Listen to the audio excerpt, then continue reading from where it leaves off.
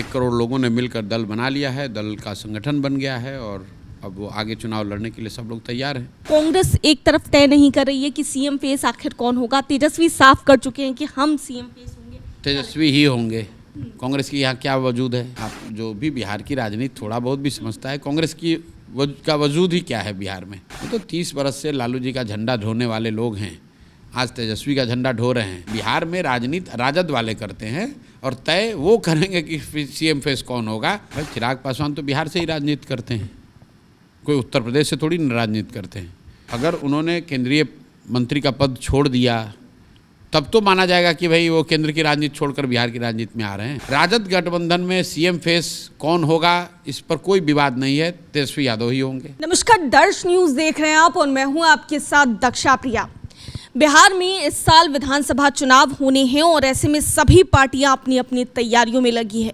जन स्वराज की क्या रणनीति होगी, इसी पर खास बातचीत करने के लिए फिलहाल हमारे साथ एक्सक्लूसिव प्रशांत किशोर जी मौजूद हैं, जन स्वराज के सूत्रधार और चुनावी रणनीतिकार भी रहे। सर, ये बताइए कि सबसे पहले तो बात जन स्वराज को लेकर, क्योंकि जब आपने पद यात्रा शुरू की थी आज से ठीक 2-3 साल पहले, तब में और अब चुनावी साल है, दोनों में फ़र्क क्या नज़र आया?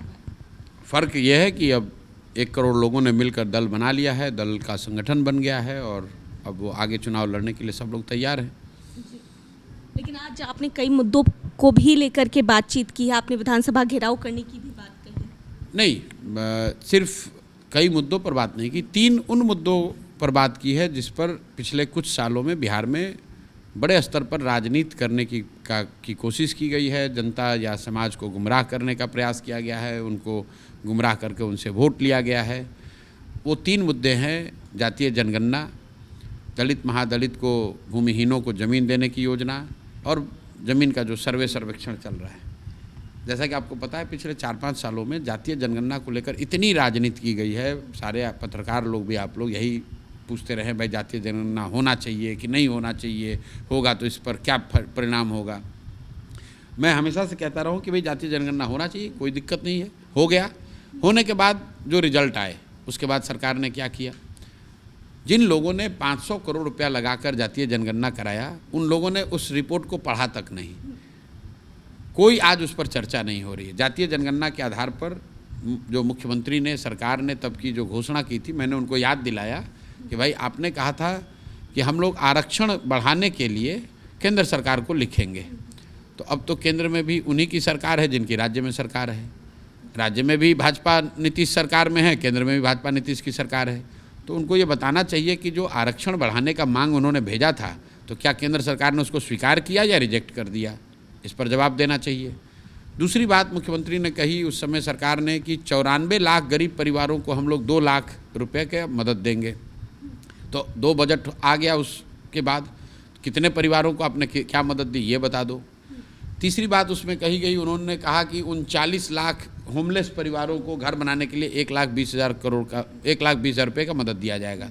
तो मेरी जानकारी में तो अभी तक 1 रुपये भी किसी को नहीं मिला है।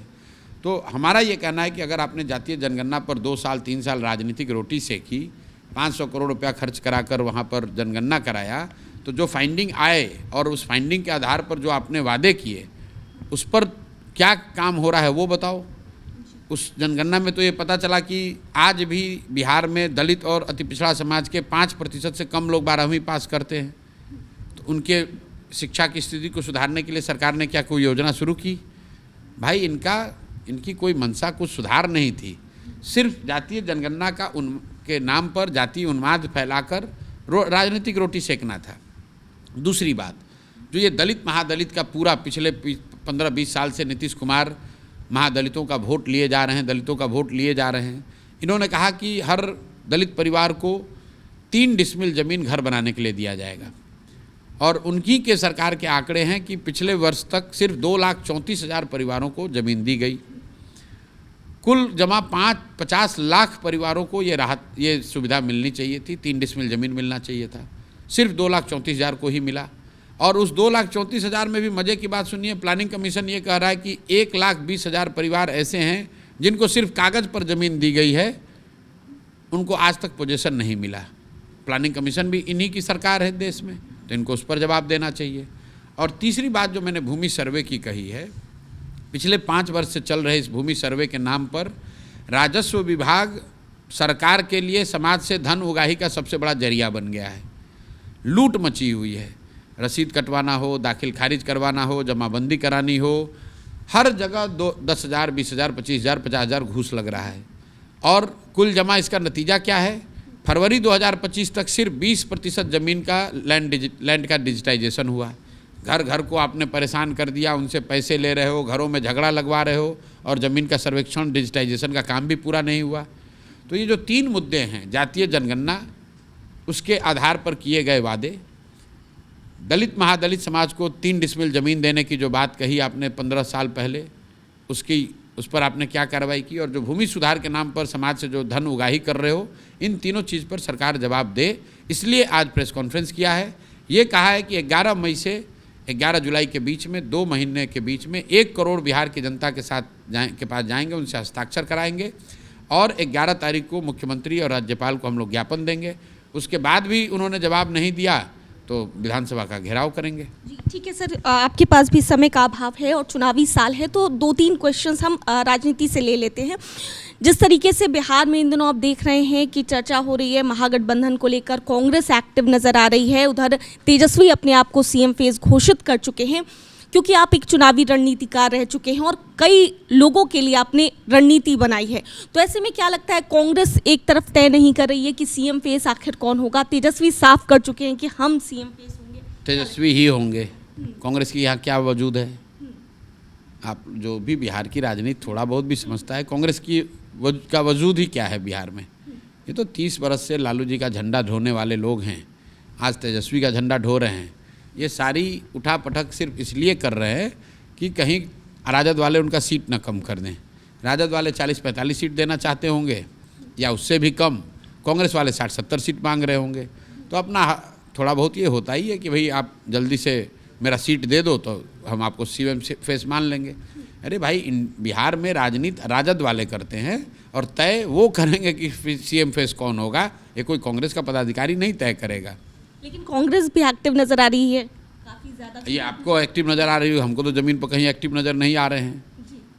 इसके अलावा अगर बात कर ली जाए चिराग पासवान की, तो पिछले दिनों जिस तरीके से उन्होंने बयान दिया था कि वो केंद्र की राजनीति में ज़्यादा दिन नहीं रहना चाहते, बिहार की राजनीति में आना चाहते हैं, इसके बाद से चर्चा काफ़ी ज़्यादा हो रही है। उनके जो समर्थक हैं वो मांग कर रहे हैं कि चिराग पासवान मुख्यमंत्री बने। अब चर्चा ये भी आई कि प्रशांत किशोर समर्थन करेंगे चिराग पासवान का। भाई, चिराग पासवान तो बिहार से ही राजनीति करते हैं, कोई उत्तर प्रदेश से थोड़ी राजनीति करते हैं। अगर उन्होंने केंद्रीय मंत्री का पद छोड़ दिया तब तो माना जाएगा कि भाई वो केंद्र की राजनीति छोड़कर बिहार की राजनीति में आ रहे हैं। बाकी राजनीति तो बिहार से ही करते हैं, इसमें नई खबर क्या है? यह तो आप लोग ज़बरदस्ती का खबर बना रहे हैं। चिराग पासवान को यूपी से थोड़ी राजनीति करते हैं, वो बिहार से राजनीति करते हैं, यहाँ से सांसद हैं, केंद्र में मंत्री हैं। उन्होंने ऐसा तो किया नहीं कि केंद्र के मंत्री पद से इस्तीफा देकर और बिहार में आ गए और कह रहे हैं कि नहीं अब हम बिहार विधानसभा में रहेंगे। ऐसी बात तो उन्होंने कही नहीं है। सीएम फेस की बात अब हो रही है, कौन कर रहा है? आप लोग, ये जो बात है ये पत्रकारों की अपनी इमेजिनेशन है। राजद गठबंधन में सीएम फेस कौन होगा इस पर कोई विवाद नहीं है, तेजस्वी यादव ही होंगे।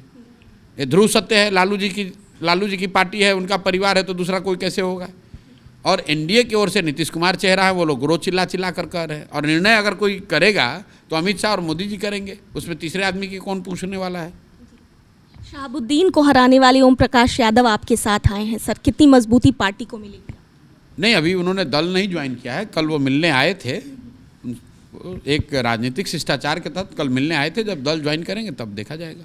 एक आखिरी सवाल है, प्रधानमंत्री नरेंद्र मोदी का भी दौरा हो रहा है, कई बड़े जो चेहरे हैं, अगर कांग्रेस की बात करें या फिर बीजेपी की बात करें तो बिहार की धरती पर अभी आ रहे हैं, लगता है फायदा? भाई, चुनाव है तो आएंगे ही। अब बिहार की जनता को ये एक बात समझ लेना चाहिए कि जितनी बार नरेंद्र मोदी जी यहाँ आएंगे उतनी बार बिहार की गरीब जनता का 100, 200, 500 करोड़ रुपया हम लोग का गाड़ी कमाए, हम लोग को कुछ दे ना दें, बिहार की जनता का पैसे से उनका मीटिंग होगा। सरकारी आदेश निकला हुआ है, डीएम, सीडीपीओ जितने पदाधिकारी हैं उनको निर्देश जारी किया गया है कि भैया बस में लोगों को भरो, प्रधानमंत्री के रैली में ले जाओ। तो ये बताइए कितनी बड़ी त्रासदी है कि देश के प्रधानमंत्री देश के सबसे गरीब राज्य में आ रहे हैं और वो रैली और वो भीड़ जुटाने के लिए उसी गरीब जनता का पैसा इस्तेमाल करेंगे और यहाँ से बड़ी बड़ी घोषणाएं करेंगे। मेरा तो प्रधानमंत्री जी से एक ही आग्रह है और उनके सहयोगी नेताओं से यहाँ कि प्रधानमंत्री जी ने 2015 में एक घोषणा की थी 1,25,000 करोड़ के पैकेज की, तो उन्हें ये बताना चाहिए कि वो पैसा उन्होंने भेजा कि नहीं भेजा। क्योंकि अगर भेजा तो फिर वो यहाँ पैसा पहुँचा, तो या अगर तो उन्होंने भेजा नहीं, और अगर भेजा तो इसका मतलब है कि यहाँ पर नीतीश और भाजपा की सरकार ने लूट लिया उस पैसे को, क्योंकि ज़मीन पर तो पैसा और कहीं योजना लोगों को दिख नहीं रही है। तो प्रधानमंत्री को वो जवाब देना चाहिए कि 1,25,000 करोड़ का जो विशेष पैकेज उन्होंने घोषित किया था, उस पैकेज का क्या हुआ? क्या वो पैसा बिहार आया? और अगर आया तो वो काम कहाँ हुआ? नहीं हुआ तो उसको लूटने वाले नीतीश कुमार उनके लाडले मुख्यमंत्री कैसे हो सकते हैं? उनको उस जिनकी यहाँ सरकार है वो तो एनडीए की ही सरकार है। एक और सवाल, जब सीएम नीतीश कुमार की बात हो रही है तो ले लेते हैं सर। काफ़ी बार तेजस्वी यादव भी ये सवाल उठाते रहे, खैर उस पर नहीं जाएंगे। आपने भी ये सवाल उठाया कि मुख्यमंत्री अब अचेत हो गए हैं, उनकी दिमागी हालत ठीक नहीं है। अब आप बताइए, क्या आप लोग को वो बिल्कुल सजग दिख रहे हैं? आप लोग मीडिया कर्मी हैं, रोज़ उनके कार्यक्रमों को आप लोग कवर करते हैं। क्या नीतीश कुमार आपको मानसिक तौर पे स्वस्थ दिख रहे हैं? तो अगर बिहार में, इस देश में सिपाही बनने के लिए मेडिकली आपको स्वस्थ होना पड़ता है, अगर आपको मास्टर बनने के लिए मेडिकल जांच आपकी होती है, तो क्या 13 करोड़ लोगों का जो मुखिया है उसको मानसिक तौर पे स्वस्थ नहीं होना चाहिए? और अगर वो स्वस्थ नहीं है तो क्या उस पर टीका टिप्पणी नहीं होगी? क्या उस पर जनता को विचार नहीं करना चाहिए? यही बात बताई जा रही है। बहुत शुक्रिया सर बातचीत के लिए। तो हमारे साथ प्रशांत किशोर थे, खास बातचीत कर रहे थे इनसे, और जिन 3 मुद्दों को उठाया उस पर तो बातचीत कर ही रहे थे, लेकिन इसके साथ साथ बिहार की राजनीति पर क्या समझ रखते हैं प्रशांत किशोर, फिलहाल अभी वो खुद बताते नजर आ रहे थे। कैमरा पर्सन शशि के साथ मैं दक्षा प्रिया, दर्श न्यूज़, पटना।